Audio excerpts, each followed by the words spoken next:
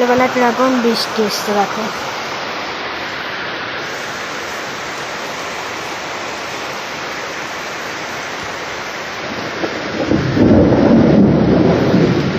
আজকে একেবারে সকাল সকাল চলে এসেছে।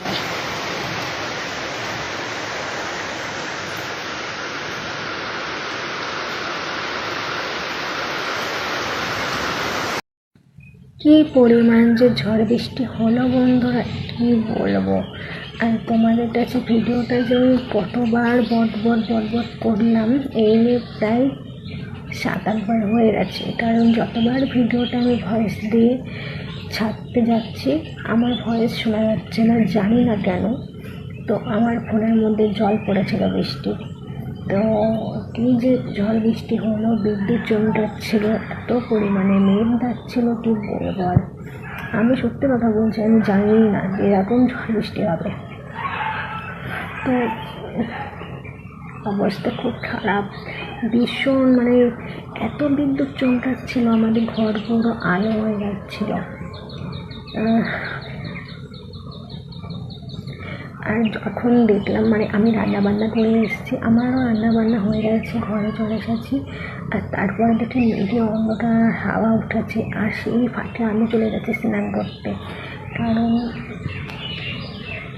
বুঝতে পারছিলাম যে এই যদি কারেন্ট যায়, এখন আর কারেন্ট আসবে না। আকাশের অবস্থা ভীষণ খারাপ। আর আমার হচ্ছে মোটরের জল ছাড়া আমি স্নান করতে পারি না কল থেকে। আমার প্রচুর জল লাগে, আর ঠান্ডা জল না হলে আমার মন কোনোটাই শান্তি হয় না। এবার আমাদের মোটরের জলটা প্রচুর ঠান্ডা, আর অনেকটা পরিমাণে আমার জল ব্যবহার করতে হয়, অনেকটা পরিমাণে জল দিয়ে আমি স্নান করি। তো তার জন্য মোটরের জলটা আমার খুব প্রয়োজন হয়। তো লক্ষণ দেখে স্নান করতে চলে গেছিলাম সোজা। তারপরে স্নান করা কমপ্লিট, ব্যাস কারেন্ট চলে গেল। পুরো অন্ধকার হয়ে হাওয়া বাতাস ওঠে, এমন ঝড় বৃষ্টি আসলো।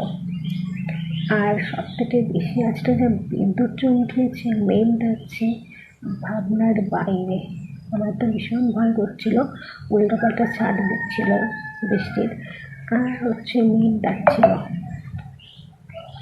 তো এবারেও আমি জানি না আমার ভয়েসটা তোমরা শুনতে পাচ্ছ কি না, কারণ জানি না জল পড়েছিল ফোনে, বৃষ্টির জল। তো দেখা যাক, আমি এবার দেখি শোনা যাচ্ছে না এবার ভয়েসটা, সব ভিজে যাচ্ছে, আরও অনেকটা ভিজে যাচ্ছে।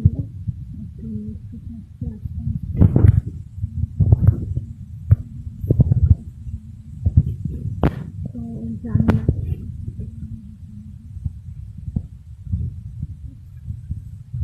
বৃষ্টি হলে যেন তো আমাদের এই বিছানা সব ভিজে যায়,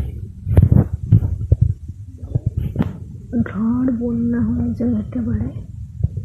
পরিমাণে জল মানে ছাদ আসলে জল ভরে যায় জল ঘরে।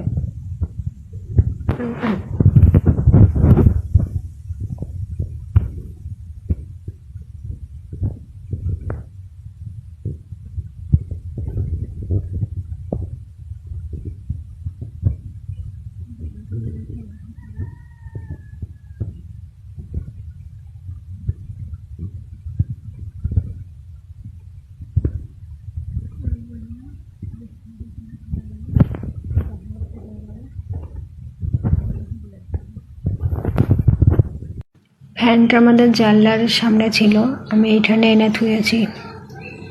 আর এই যে কম্বল আমাদের লাগে 12 মাস, তো ফ্যানটা এখানে এনে রেখেছি আমি। এই পাশটা শুকিয়ে যাক, আবার এখানে এনে রেখে দিতে হবে।